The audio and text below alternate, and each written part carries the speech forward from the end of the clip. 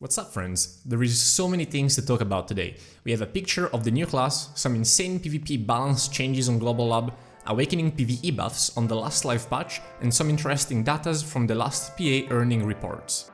I'll start with what's probably the biggest PvP balance change we had since the CC changes back in 2018. There's not much need to go over every single skill, and I'll tell you exactly why. Almost every single skill of every class got affected, and the general gist of it is that a lot of awakening skill kits got buffed and the succession ones got nerfed.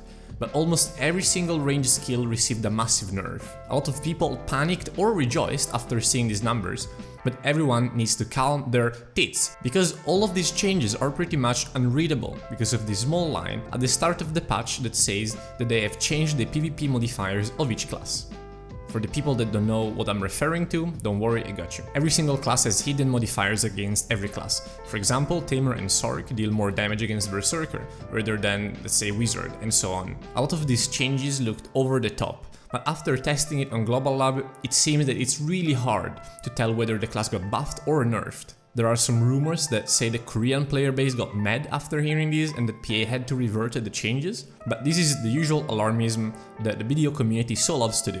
The announcement that PA posted in the Global Lab website was made shortly after the patch went live, and not as a response to a community outrage. In this announcement, PA asked the community to go on the lab and test these changes and be vocal about them, as they won't be rolled into the live servers yet. Knowing PA, they'll probably still do whatever the fuck they want, but it's still nice to have them say they're gonna hear our opinion. On top of these damage changes, they also briefly mentioned that they're looking over accuracy and evasion. They sadly haven't said anything more about this, so don't panic yet, but I do look forward to find out what they want to do with this. My take on this whole PvP change is that I'm incredibly excited about all of this. My biggest fear is that PA would just release a succession, overtune it and leave it like it for years. But pretty much right after Succession rolled out on all servers, they are already working on balancing it to make both Awakening and Succession viable, where you have to pick one or the other for different strengths and weaknesses, and not just have one overpowered kit that is just a straight up upgrade of the other one. At the same time, I think they should have released the damage numbers, because it made people panic without realizing that all of these numbers are meaningless when we don't know how much they changed the class damage modifiers. I'll be checking the Sorc changes myself on stream one of these days and for my own opinion on them. Please don't be a Timmy and panic by just reading these numbers on paper without testing stuff. And even if you do test stuff, please keep in mind that these changes are likely not final. To go a bit more in depth on the Sorc changes, it seems that they really want to kill the range damage on Succession, and this is music to my ears. Maybe I'm just a grumpy elitist old Sorc, but I like my combo heavy class, and blasting playstyle, while fun at first, got boring and annoying really quick. To keep the argument Sorc related, we just got some PvE awakening buffs. The first hit of Turmeric Slash deals 50% more damage when off cooldown, and Violation deals 7% more damage, on PvE only. I'll keep it short because I know your time is precious. This doesn't change anything.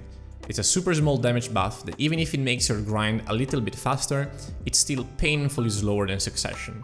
But most importantly, it's 10 times more tedious. I still would avoid grinding with Awakening on high-end spots and just make a Succession ult.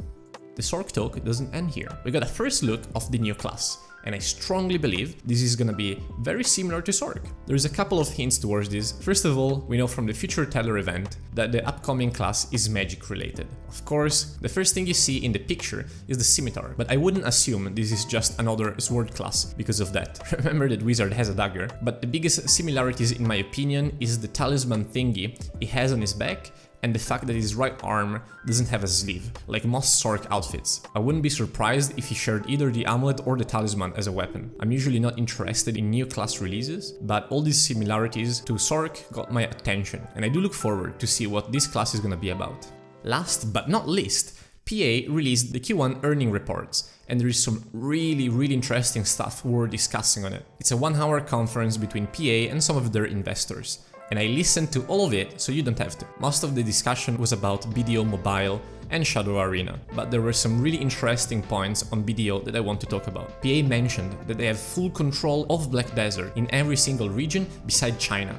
Then when an investor asked if they were planning on taking over the publishing rights on an ANU, they kinda dodged the question, saying that they can't really talk about it right now. PA recently took over the Japanese server, and now, as far as I know, they self-publish almost every single region besides South America and NA/NU. But I wouldn't be surprised if they want to eventually take over every single region. I don't know what this really means for the game, honestly. A lot of people complain about Cacao, but I think they are slowly improving lately. Another really interesting thing PA said is that they intended to expand the Black Desert IP and make it the main focus of their company. I genuinely thought that they would have abandoned Black Desert, the second Crimson Desert, or one of the new games would come out, and just focus on those. But it seems that with the recent growth of the game, they might have changed their plans and finally give BDO the love it deserves. If we look at the earning reports of Q1, we actually see massive growth in revenue. For the first time ever, I think, NA/NU brought in more money than the other regions. I think the future has never been brighter for BDO, and as a player, I'm pretty happy with the direction that things are going.